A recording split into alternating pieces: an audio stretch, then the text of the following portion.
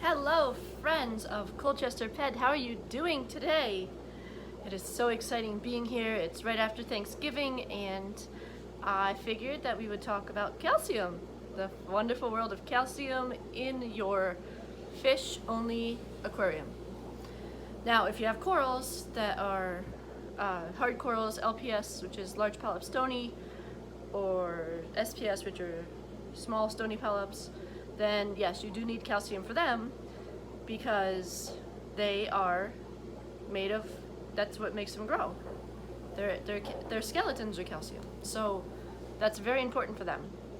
But did you know that you need calcium in your fish-only aquarium if you have invertebrates?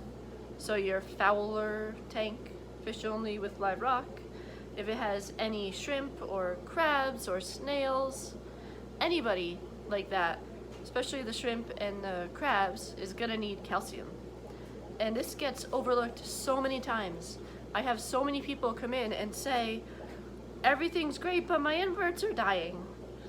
Well, you know what? First thing I do is ask them about their calcium. Have you checked your calcium? What's your calcium? Have you tested it? And they always say, no. Why is calcium important in a fish-only with inverts aquarium? It's because invertebrates, as they grow, they use calcium when they shed. So if you have like shrimp that used to come out all the time, cleaner shrimp or something like that, and they don't come out anymore, it could be your calcium's low. And what do you do with that? Yeah, you test it, right? So there's this option, Salifert test kit. Red Sea, there's so many calcium test kits. There's even one from API. I've never tested it. I trust them with like pH and, well, you know, ammonia, nitrate.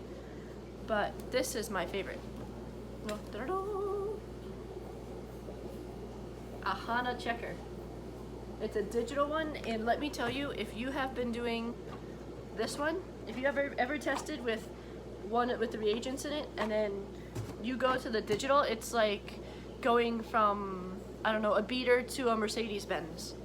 That's the difference. It's so cool. It's money, costs a little bit of money because everything costs money, but it's awesome and I love it. And then if you need to up your calcium, there's calcium that you can add. Or if you're using the right salt, like, I don't know, Coral Pro salt from Red Sea. If you're using that, then just do a water change and your calcium should be good. And that's a problem with people in new tanks, because I don't like to do water changes right away. I like to let the bacteria get in. I call it the honeymoon period, and I don't like to do a water change right at 4 weeks. What I do is I test the water for nitrite. Well, it shouldn't have any nitrite, but for nitrates, and if you have no nitrates, then guess what? You don't have to do water changes until you have a little bit of nitrates. But sometimes in a new tank that takes a long time. And then people put in their invertebrates and they die. It's so sad. And you know, there's no reason for that. So then after a while we're like, all right, well, we need to test your calcium. And we test their calcium, and guess what? It's low. So then we say, oh, let's do a water change. Let's see if that works. And it does. And if it doesn't, then we say, oh, let me test your calcium again. Oh, you need some of this. Oh, you need some of that. And that's how it goes. It's so easy. And you don't need to lose invertebrates. I don't want to know how many inverts have been lost because of this. Because people don't realize they need calcium even in their fish only with invert aquariums. It's very important.